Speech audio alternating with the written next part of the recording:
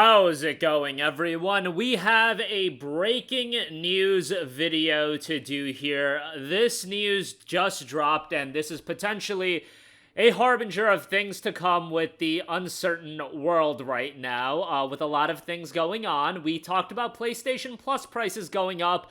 Well, how about this? PlayStation 5 prices will be rising in Europe, Australia, and New Zealand. They have a PlayStation blog post, and I love how on the PlayStation blog, they'll always have, like, the great thumbnails and whatnot. Like, you see Marathon launching September 23rd, this flashy image, Indiana Jones, you got the Indiana Jones picture. This news, you just have this grim black image with the PlayStation logo, just showcasing the dire times that we are in, the uncertain times in the world, brothers, that we are currently in. So this is coming from Gillian McAllister, or Gillian McAllister, I'm sorry, I probably butchered the name. Manager, Content Communications of Sony Interactive Entertainment. PS5 price to rise in Europe, Australia, and New Zealand. Again, a disk drive for PS5 price will also be reduced in these regions with a backdrop of a challenging economic environment, including high inflation and fluctuating exchange rates. Sony Interactive Entertainment has made a tough decision to raise the recommended retail price of the PlayStation 5 console in select markets in Europe, Middle East, and Africa, Australia, and New Zealand. The updated PS5 RRPs are effective starting April 4th, so we're wasting no time right after tomorrow. Europe, PlayStation 5 Digital Edition will be going to $499.99. PS5 Digital Edition in the UK, $429.99. Australia, standard PS5 with Ultra HD Blu-ray disc drive will be $829.95. The PS5 Digital Edition will be $749.95. That is absolutely vomit-inducing. Standard PlayStation 5 with Ultra HD Blu-ray disc drive in New Zealand will be going to $949.95. PS5 Digital Edition will be going to $859.95. That's in New Zealand. That is for the digital console. They do know PS5 Pro RRPs remain unchanged. Additionally, the disk drive for PS5s will be getting an RRP decrease effective April 14th. UK, it'll be going to $69.99. Europe, $79.99. Australia, $124.95. New Zealand, $139.95. So there you have it.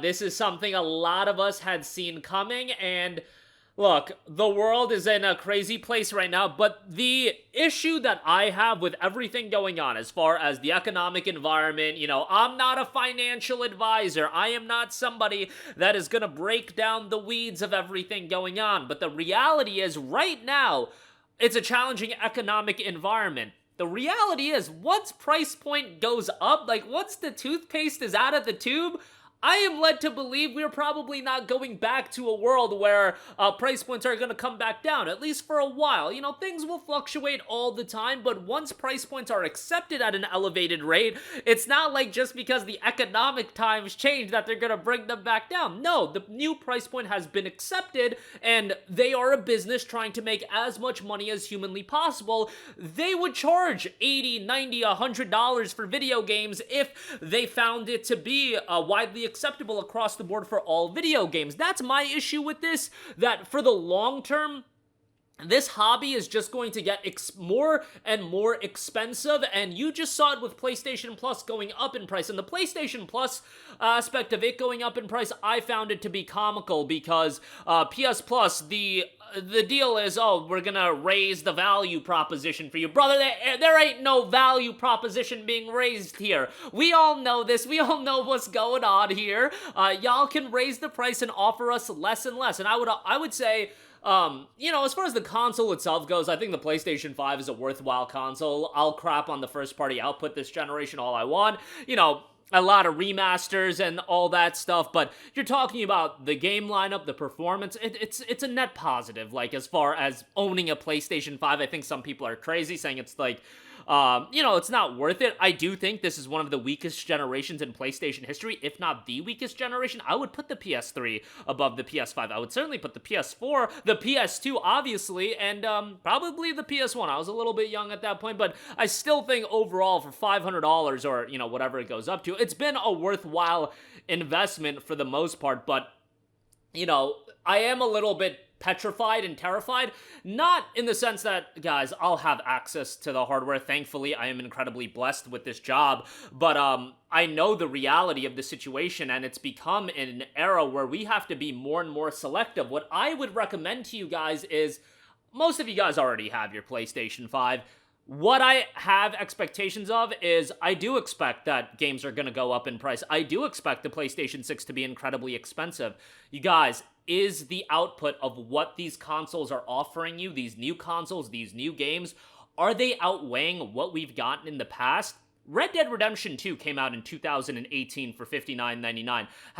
For my money, that game 7 years ago still puts to shame the majority of games that have come out today. There are so many games that go on sale regularly that, yes, I look at these prices of the Mario Kart worlds, of, you know, these deluxe editions with fake early access. That is certainly a harbinger for higher price point video games to come. It's only a step in that direction, but at the same time, I think I can complain about the changing landscape of gaming. I can complain about the price points and so on and so forth. But for the consumer, now it is up to you to make the decisions in your best interest. There are the decisions that are being made of people, and I see it in the comment section, I'm quitting gaming. I think that is crazy. Gaming is a passion of mine. I'm never going to quit gaming. Even if I wasn't doing this as a full-time job, I've been playing video games my entire life. I'm not going to quit gaming because the price points have appreciated. I certainly do recommend people to be more mindful of what they pick up, especially if you're on a budget. Even if you're not on a budget, some people just based on principle don't see it fit to drop $80 on a game, $70 on a game, $130 on Ultimate Editions, and I totally get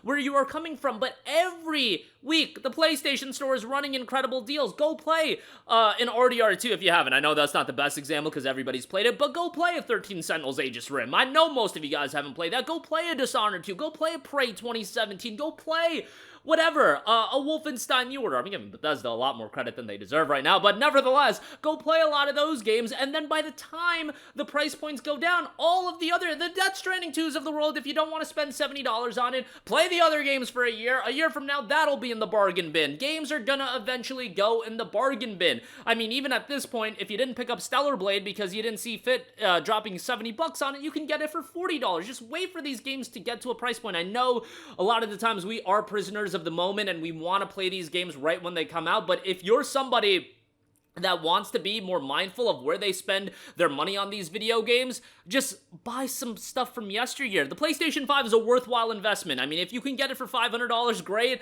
We'll see how the market shifts, but I still think there are so many games to play that, you know, they do get discounted. Spider-Man 2, if you didn't spend $70 on it, you can find that game for $40 at this point. You can find a lot of the major exclusives for $40 if you don't want to spend $70. The Ragnaroks, the Forbidden Wests of the world, you know, so on and so forth. I do think it's a shame that a lot of this hobby is getting so much more expensive, but what am I going to do? Yes, I'll complain about it. I'll bring light to it. I'll point it out. I'll talk about fake early access. I'll talk about these things being a step towards gaming getting more expensive, but at the end of the day, if you care about this, it is now up to you to be more mindful as a consumer and be a little bit more selective of what you buy. Obviously, you know, some people are going the nuclear option and quitting gaming altogether. I don't think that's the right move, but, you know, that's your prerogative if you want to quit gaming altogether because it's now out of your price range, which, you know, ultimately, if you still have a PS4, I still think most of you guys can make that work and play great games on a PS4, but I digress.